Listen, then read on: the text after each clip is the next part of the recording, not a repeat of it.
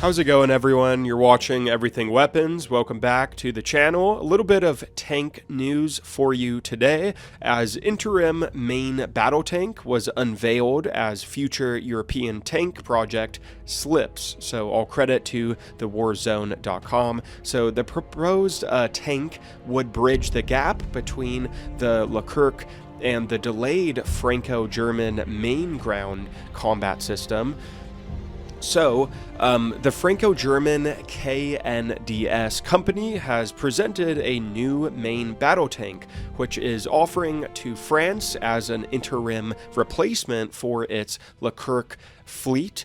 The development comes as France recognizes that it will need a Leclerc successor before the next generation main ground combat system, or MGCS, becomes available.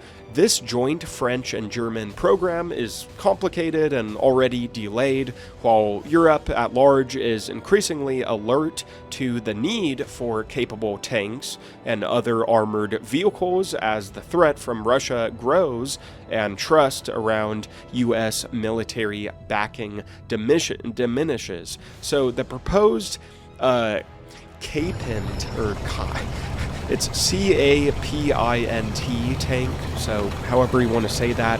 I guess you could say Capint or Capint. I like Capint. Tank was unveiled at the Eurosatory Defense Show on the outskirts of Paris in France this week. In June 2026, and Europe currently has 4 major lines of development effort for future main battle tanks, excluding the UK, ranging from multinational programs to national developments. The landscape has become much more fragmented over the past 2 years as nations have increasingly understood the urgency of fielding new generation armored vehicles. Arguably, the most ambitious of these programs is the now delayed Franco-German MGCS, which began all the way back in 2017 when I graduated high school, and is now expected to arrive in service sometime in the mid-2040s. My gosh, is that in a while. With the MGCS delayed by roughly a decade, both France and Germany have a looming capability gap. In the case of France, its Leclerc tanks are due to be taken out of service by 2038. As well as the main battle tank that is supposed to be its centerpiece, the MGCS program, as a system of systems, is expected to field other crewed and uncrewed vehicles. These will likely be tasked with electronic warfare, air defense, or platforms from which to launch drones or even loitering munitions, or fire-directed energy weapons, or DEW weapons. Alongside this effort, around a dozen European nations, and excluding France, so not France, are currently working on the research and development under the Main Armored Tank of Europe, or MARTE, or MARTE program, which is looking at tank requirements for the post-2040 period.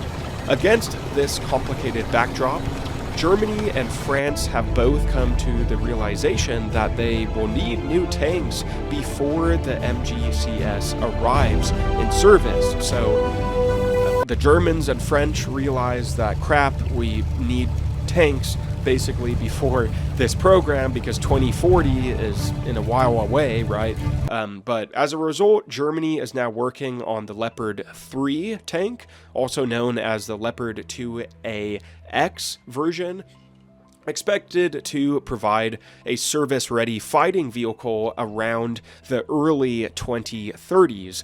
And back in April of this year, 2026, French Armored Forces Minister Catherine told Parliament that Paris has decided to launch an intermediate tank program to mitigate delays affecting MGCS. To meet the French requirement for a stopgap tank, KNDS is now proposing its Capint or Interim capability. This will combine a French turret and main gun on the hull of a German Leopard 2, a tank that is already in production for a variety of customers. Should this solution be chosen, a new Leopard 2 would likely be set up in France to manage the demand. But interestingly, another new tank on the show in Paris this week, the new main battle tank, or NMBT concept demonstrator from the Leonardo Rheinmetall Military Vehicles joint venture, also uses a Leopard 2 hull as its starting point, although that may change in the future. Derived from the Rheinmetall Panther KF-51, the new tank is being offered to the Italian army, which is also looking for a successor to its current Arete main battle tank. Don't know how to say it, I apologize. Returning to the Combined tank, the turret will be uncrewed and armed with the 120mm Ascalon smoothbore gun from KMDS France. The plan is to have the turret able to accommodate a 140mm cannon in the future, and the 120 Ascalon has already undergone firing trials using an unmanned, uncrewed turret on a moving vehicle. Meanwhile, the 140 version of the Ascalon is planned for the MGCS. Unlike larger caliber guns that have been proposed for future tank programs in the past, the 120 Ascalon offers the advantage of being fully compatible with all NATO standard 120 ammo, so this means operators can maintain and leverage their existing ammunition stockpiles, obviously. The crew of 3 of the Combined will be offered in an armored citadel at the front of the vehicle, which will be defended by passive composite armor as well as reactive and active protection systems. The active protection system will be developed by KNDS and will be distributed around the turret and hull, so its defense effectors provide more complete coverage. In the meantime, it is interesting to note that a Leclerc outfitted with an anti-drone cope cage on top of its turret, which is very cool and weird looking at the same time, is part of the dynamic demonstration of military equipment at Eurosatory this week. KNDS says it will complete a Combined demonstrator tank as early as 2030, and should France choose to go with it, it could deliver the first series production examples in 2035, leading to frontline deployment by 2037. There is also a plan to incorporate into the Combined some of the advanced systems that are intended for the MGCS a little early.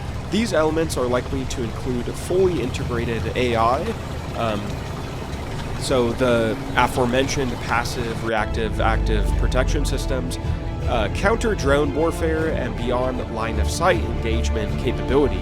Another feature of the MGCS program that would likely be brought forward for the Combined tank is accompanied uncrewed ground vehicles, or UGVs, according to MGCS. 1 or 2 types of robotic wingman are planned for the Interim tank. These UGV, or uncrewed ground vehicles, will be able to keep up with the tank, but will be small enough to be affordable and cost-friendly. Their cost will also be governed by offering different levels of passive protection, and we have cool concept artwork of these showing 4 different versions of MGCS vehicles, all based on the same main battle tank chassis, of course, and the vehicle second from the left includes a pop-up launcher for some kind of rocket artillery or possibly loitering munitions, and they look really cool, I think. The renewed focus on tank programs reflects a broader resurgence of armored warfare across Europe,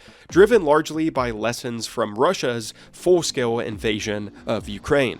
While that conflict has highlighted the vulnerability of tanks to drones, loitering munitions, and even precision anti-tank weapons, it has also underscored that Heavily protected mobile firepower remains indispensable for combined armed operations. So as a result, European militaries that once downsized or delayed armored modernization are now investing heavily in new main battle tanks and upgrades.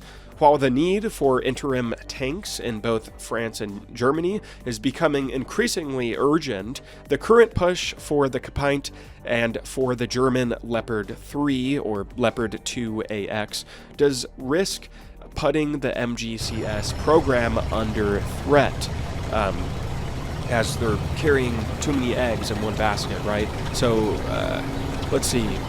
It says here, we are already working to create what will be the combat of tomorrow. KNDS CEO Jean-Paul Allery said during a press conference at Eurosatori yesterday, quote, maybe the combat of tomorrow, the ambition of MGCS, will come a little bit earlier than the project itself, end quote. Meanwhile, according to Reuters, a German government spokesperson raised doubts about the future of MGCS, saying that the project would be focused on platform-independent technologies, adding that it was not clear whether a joint tank would still be built.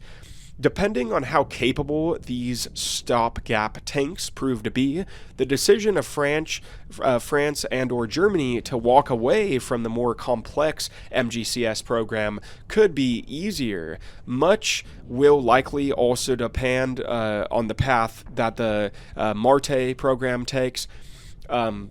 With the possibility that MGCS requirements could be superseded. Meanwhile, recent experience with the Franco-German-led Pan-European Future Combat Air System has highlighted just how difficult and hard it can be to keep programs like these on track, regardless of how badly they may be needed by countries. Again, all credit to thewarzone.com. Thomas Nudick is a staff writer, and he wrote this that I read here. But yeah, what do you guys think about this new tank that was unveiled? I think it looks really cool. Looks very futuristic. It's very fascinating to see where tank development in the future is headed.